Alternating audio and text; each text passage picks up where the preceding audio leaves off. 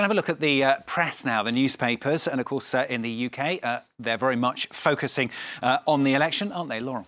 Yes, of course, and it's a historic election that, well, many were expecting the Conservatives to win, but the scale of the result has taken a lot of pundits by surprise. And we see when looking at the British press that it's treated very differently depending on which side of the political spectrum the outlet positions itself. Let's start with some right-leaning outlets like the Daily Mail, which has this headline, "Rejoice, Boris is set for thumping win." We see a happy Boris Johnson giving the thumbs up.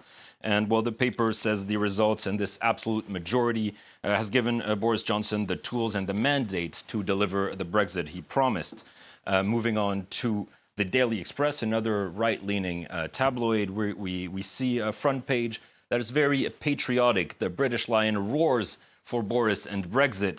And while we see Boris Johnson here, who's presumably meant to be looking like a roaring lion, quoting as saying that the will of the people has been respected in this vote. Of course, as you mentioned at the top there, Laura, it's very partisan, isn't it? Papers from the left are a very, very different opinion. That's correct. And, well, let's take a look at the Daily Mirror, which has quite a terrifying headline, "The Nightmare Before Christmas." We see a very scary Boris Johnson there.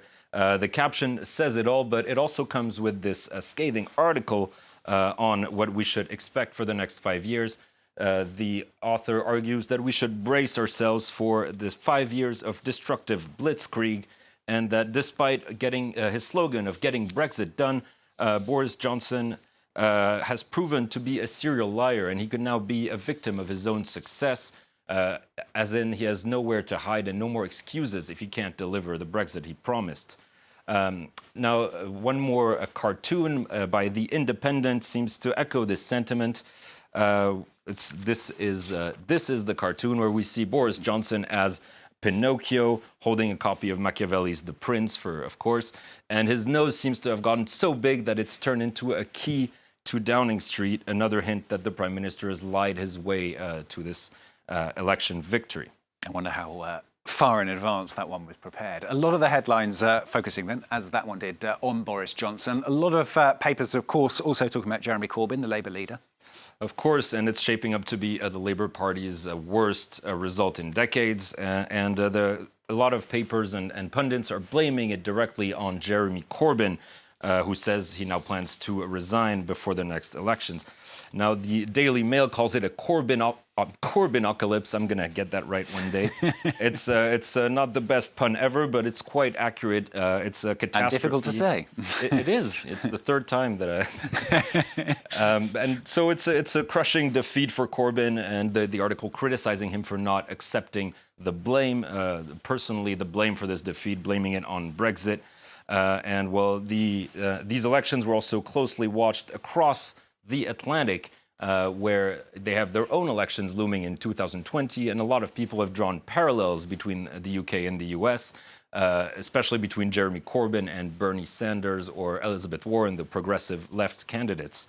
And we can see here in New York Magazine that it's a comparison that holds in the US, and this headline, "American leftists believed that Corbyn's victory would be their model, and they're left, well, very disappointed. They were hoping for a Labour win, paving the way for this sort of more radical, progressive left-wing socialism, and to see the end of 40 years of conservatism." That's also something we see when looking at the socialist outlet Jacobin magazine, which is very sad about the results. "I'm crying, you're crying, but our day will come," says the author, who remains positive that the time will be soon upon the US for the progressive left. Now, before we wrap up this press review, I'd like to take a look at this Guardian analysis, which I think sums it up quite well, arguing that this was largely an unpopularity contest between Corbyn and Johnson. And in the end, as the author argues, the public chose the one they hated the least. Slightly depressing way of looking at it, but certainly the view of a lot of people who seem to be going out and voting and talking to us yesterday here on France 24. Thanks very much, Lauren Bearstecker there with the newspapers for us on the channel.